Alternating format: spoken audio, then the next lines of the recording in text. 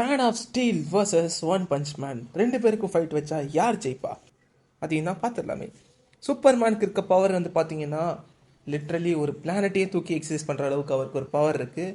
And அப்படியே நம்ம இங்கே சைட்டாமாவை பார்த்தீங்கன்னா ஒரே பஞ்சில் மெட்டீரியாலே உடச்சி தள்ளுற அளவுக்கு பவர் இருக்குது. அண்ட் இவருக்கு வந்து எதுக்காக ஒன் பஞ்ச் மேன் பேர் வந்துச்சுன்னு பார்த்தீங்கன்னா, எந்த ஃபைட்டாக இருந்தாலும் சரி அதை ஒரே பஞ்சில் முடிச்சு கிளம்பிடுவாப்புல நம்ம தலைவர். ஸ்பீடுன்னு பார்த்தீங்கன்னா நம்ம சூப்பர்மேன் ஃப்ளாஷ் கூட ரேஸுக்கு போயிருக்காரு. அண்ட் சைட்டாமாவும் சும்மா கிடையாதுங்க.